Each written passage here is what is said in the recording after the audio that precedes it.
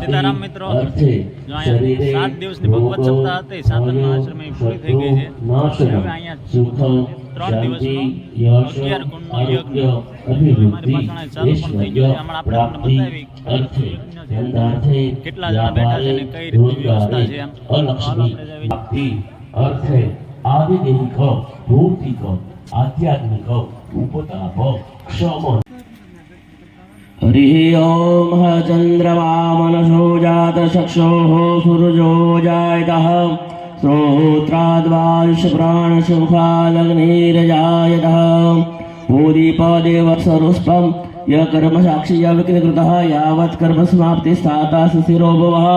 शुभं करोतु कल्याणम् आरोग्यं धन संपदः शत्रु बुद्धि विनाशाय दीपज्योति नमोस्तुते। गुरु ब्रह्मा गुरु विष्णु गुरुदेवो महेश्वर गुरु साक्षात् परब्रह्म तस्मै श्री गुरुवे नमः। अज्ञानतिमिरान्तस्य ज्ञानाञ्जनशलाकया चक्षुरुन्मिलितानि येन तस्मै श्री गुरुवे नमः। बापानि जय, बापानि जय, महाराज की जय, देव की जय। जय वदे वदे हर हर महादेव। मारुततुल्य वेगं जितेन्द्रियं बुद्धिमतां वरिष्ठं वातात्मजं वा नरयोतमोख्यं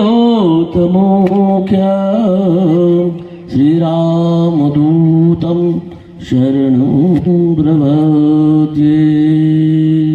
यज्ञ सर्वे यजमान दंपतियों तैयार થઈ યજ્ઞશાળામાં પોતપોતાનું સ્થાન ગ્રહણ કરે।